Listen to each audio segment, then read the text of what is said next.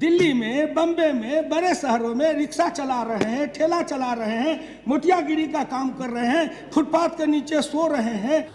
Already हुकुम नारायण यादव जी ऐसे सांसद थे जो साधारण कुर्ता पैजामा में ही लोकसभा में चले आते थे। उनके अंदर न तो कोई बनावटपन था, न तो दिखावा था। में पंच कौन बने?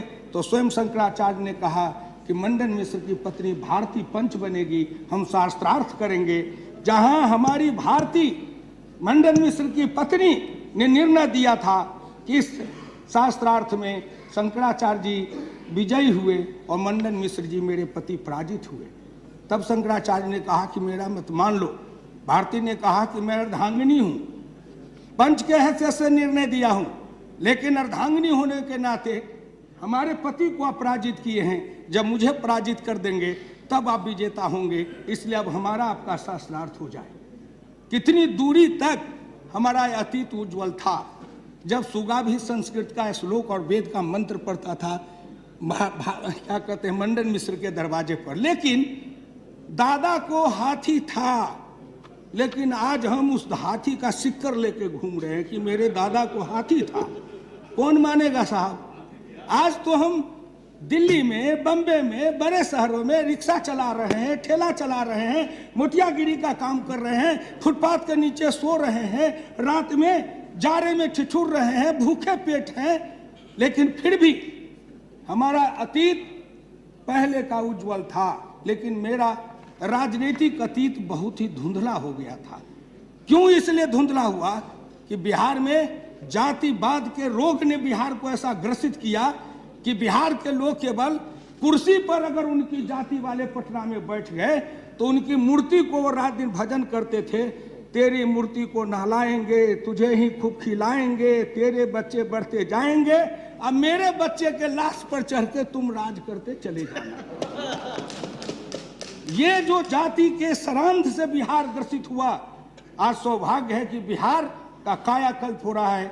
उन्होंने लोकसभा में प्रश्न उठाया कि हम लोगों के समय में बिहार में न तो जातिवादिता थी, न धर्म के आधार बंटवारा था, लेकिन आज का समय इतना चेंज हो गया है कि बिहार में जातिवादिता हावी है। बिहार उस जातीयता के दलदल से निकल के एक नए बिहार का निर्माण कर रहा है। हम समग्र समाज को जोड़ रहे हैं, लेकिन जब हमारी आवश्यकता बढ़ी, हमारे यहाँ नदियाँ हैं, पुतुल जी कह रही थी, वो नदियाँ अगर अभिशाप है बाढ़ के कारण, आप हमको सड़क बनवा देते हैं। आप तो खूब घूमे हुए हैं, आपको देखा हुआ है वो बिहार चप्पे चप्पे में घूमते थे। उस समय जब हम बना देते हैं सड़कें, बड़ी अच्छी बनती है, चमचम सड़कें बनती हैं, उस पर गाड़ी फिसलती है। एक बार नेपाल में वर्षा होता है, बाढ़ ऊपर से आती है, सारी सड़कें बह जाती है, मेरा तो सारा सब कुछ बह जाता है। आप तो आशु कवि लगते हैं। घर भी बह जाता है, छप्पर भी बह जाता है, और तन के कपड़े भी बह जाते हैं। और एक घर के अंदर चौकी पर चौकी रख देते हैं, और उसी पर हमारे बच्चे और हम रात गुजारते हैं 2-2, 3-3 महीना। तो आखिर उस बाढ़ के कारण जो हम बर्बाद हो रहे हैं, किसी राज्य सरकार की क्षमता है जो उस बाढ़ को रोक दे। वो बाढ़ रुकेगा कब?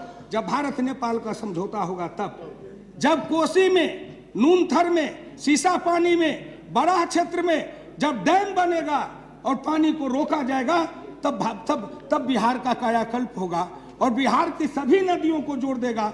जो अटल बिहारी वाजपेयी जी ने सपना देखा था कि पूरब से पश्चिम तक सारी नदियों को जोड़ दो, तो हमारी नदियों में जब बाढ़ आती है तो कुछ नदियों में बाढ़ आती हैं, कुछ नदियां सूखी रहती हैं। जब गंगा नीचे रहती तो कोसी ऊपर है, जब कोसी में उफान है तो गंगा नीचे आती हैं। अगर सारी नदियों को जोड़ देंगे तो विज्ञान कहता है कि water sex its own level. सीख इट जी हाँ, वो आप शुद्ध कर दीजिए। आप उसको शुद्ध कर दीजिए, बहुत धन्यवाद। तो वो जल अपने स्तर को सामान्यता प्राप्त करना चाहता है, तो हमारे यहाँ बाढ़ रुक जाएगी, सड़कें नहीं टूटेगी, खेती नहीं बर्बाद होगी। पुतुल जी को आपने ठीक ही कहा। पंजाब में कोई नीचे धरती वाले खान खदान नहीं है, माइंस मिनरल्स नहीं है, हरियाणा में नहीं है, लेकिन पंजाब और हरियाणा अपनी कृषि के बल पर आज भारत का सबसे 1 नंबर 2 नंबर के राज्य में आता है, हर क्षेत्र में मुकाबला करता है। क्यों? उसका रहस्य कि पंजाब के पास में अगर भाखड़ा नंगल नहीं होता, भाखड़ा नंगल के कारण उनके बिजली नहीं होती, भाखड़ा नंगल के कारण उनके खेतों में नहरों से पानी नहीं जाता। आज अगर एक भाखड़ा नंगल ने पंजाब में है और उसी तरह भाखड़ा नंगल मुझे बिहार में दे दो तो मैं आधे हिंदुस्तान को खिला सकता हूं। इतना मुझ में पुरुषार्थ है, इतनी धरती में मुझे उर्वरा शक्ति है, इतना हम करके दिखा सकते हैं। हम अपने हाथ से पंजाब की खेती में हरियाली ला सकते हैं, हरियाणा की खेती में हरियाली ला सकते हैं। बंबई हो, दिल्ली हो, गगनचुंबी अट्टालिका है, उसमें रहने वाले लोग आते हैं, हंसी मजाक करते हैं और उस महलों को निर्माण करने वाले हम बिहारी उसकी छाया में ही सो जाते हैं और अपनी रात गंवाते हैं। और फिर भी कभी कभी किसी प्रदेश के लोग उठते हैं और हम पर जूते लात चलाते हैं कि बिहारी सभी बाहर चले जाओ। पसीना हम बहाते हैं, महलों का निर्माण करते हैं, तेरे बच्चे को खुशहाल बनाते हैं, हम ठेला ठेलते हैं और तुम हवा गाड़ी पर चलते हो और फिर भी हमें कहते हो बाहर जाओ। लेकिन एक बात याद रखे दुनिया, भारत के लोक सभापति जी, जिस दिन सारे हिंदुस्तान के बड़े महानगरों से बिहारी जिस दिन अपना बोरिया बस्तर बांध के अपने बिहार में चला जाएगा, उस दिन ये महानगरों की सारी रौनक खत्म हो जाएगी, इनकी सुंदरता मिट जाएगी और हमारा बिहार सुंदर हो जाएगा। अभी बिहार की सरकार इस दिशा में काम कर रही है, हम उस दिशा में बढ़ रहे हैं। एक सेकंड के लिए आप ठहर जाइए, आप बैठ जाइए। मैं हाउस से अनुमति लेना चाहता हूं। Honourable members, the extended time for this discussion on this resolution is over. I have a list of 6 more speakers to participate in this resolution. If the house agrees, the time for the discussion on this resolution may be extended by 1 hour। Continue. मैं उन सभी सदन के माननीय सदस्यों के प्रति बिहार के गांव गरीब किसान के तरफ से आभार प्रकट करता हूं। पिछली बार जब बोल रहे थे तो उधर से वो चौधरी उन्होंने अधीर चौधरी जी ने संविधान पर कहा था, जब सदन के सभी दलों के लोग उठते हैं और बिहार के इस विशेष दर्जा देने की मांग करते हैं तो मैं संपूर्ण सदन के सदस्यों के प्रति बिहार की तरफ से आभार प्रकट करता हूं, उनका अभिनंदन करता हूं, उनका धन्यवाद करता हूं। छोड़िए ना, ये प्राइवेट डिस्कशन है, संजय निरुपम हमारे साथ हैं, इसलिए आपसे मेरी विनम्र प्रार्थना है, वो भी हमारे यहाँ से गए हुए हैं। सभापति महोदय, ये हमारा गर्व है कि संजय निरुपम हमारे कोख से पैदा लेते हैं, लेकिन महाराष्ट्र के बम्बे में जाकर नेता बनते हैं, तो हमारे कोख की कम कीमत है क्या?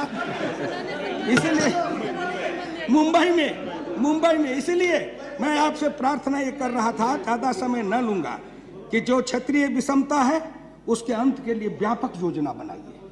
बंजर, पथरीली, कंकरीली, जंगली जमीन है, वहां उद्योग लगाइए।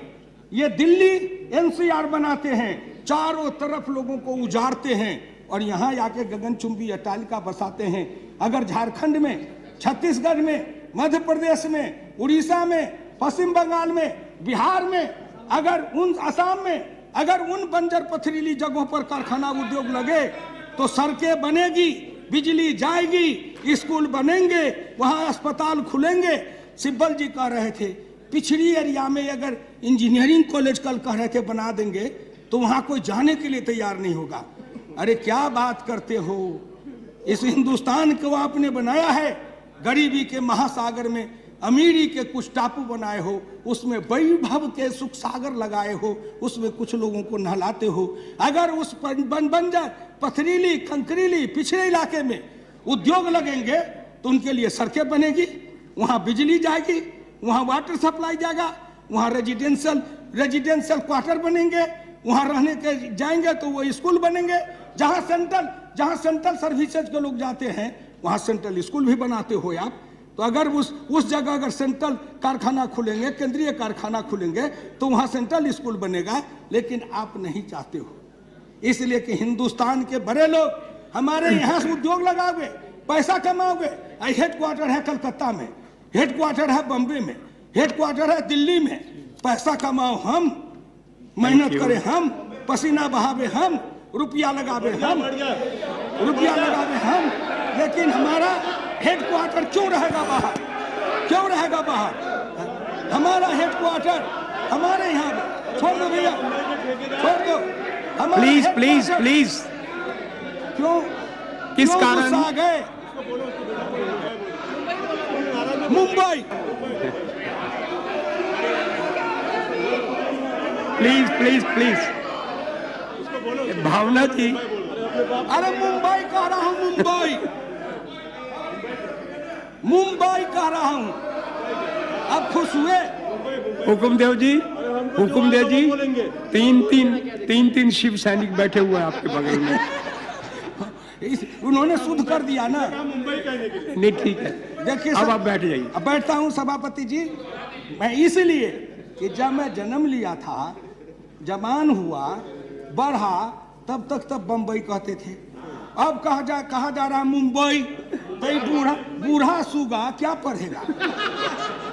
जो जवानी में जीव पर रटा गया सो रटा रहा है। माफ करना भाई, अब मुंबई कहता हूँ। इसलिए आपसे मेरी विनम्र प्रार्थना है, उन बड़े हेडक्वार्टरों को हमारे यहाँ लाओ, मुख्यालय बिहार में लाओ। हमारा सब कुछ है, हमारा बनेगा। और पवार जी हैं, अगर ये चाहें तो बिहार का कायाकल्प कर सकते हैं, इसलिए कि हम किसान हैं, खेती है, नदी है, पानी है, और 20 फीट पर नीचे भी पानी है। अगर हमारे यहाँ सिंचाई का प्रबंध हो जाए, पानी की व्यवस्था हो जाए, तो हमारे हाथ में इतनी ताकत है कि हम नए बिहार का निर्माण कर लेंगे। लेकिन इसके लिए चाहिए अरबों अरब रुपया। अरबों अरब रुपया टकसाल तो हमारे पास है नहीं। अगर केंद्र सरकार पावर दे दे कि नीतीश कुमार, सुशील मोदी एक टकसाल लगा के रुपया छाप सकते हैं, रिजर्व बैंक हमको पावर दे दे, तो हम आपसे कुछ नहीं मांगेंगे। एगो टकसाल का पावर दे दीजिए, हम पटना में टकसाल लगा लेंगे और अपने से नोट छापेंगे, अपने विकास का काम करेंगे। लेकिन टकसाल है आपके हाथ में, इसलिए हाथ जोड़ के खड़े होते हैं। जब तक राज्य की सरकारें और इस देश के गरीब, निर्धन, निर्बल, पिछड़े, दलित, अनुसूचित जाति, जनजाति, जब तक किसी के आगे हाथ जोड़ के खड़े रहेंगे, तब तक कायाकल्प नहीं होगा। इसलिए आपसे मेरी विनम्र प्रार्थना है, या तो हमारा हिस्सा दो, हमें अधिकार दो, हमें अपने निर्माण करने के लिए अवसर दो। अगर नहीं अवसर देंगे तो कहीं ना कहीं विद्रोह की ज्वाला फूटती है। तब लोग नारा लगाते हैं, सिंहासन खाली करो कि जनता आती है। बैठ जाइए। ऐसा अवसर नहीं आवे, इसलिए बिहार की बात मानिए। आपने अवसर दिया, बहुत बहुत धन्यवाद, बहुत बहुत धन्यवाद। हुकुमदेव जी, अगर आपको वीडियो पसंद आए तो वीडियो को लाइक करिए और सब्सक्राइब करिए।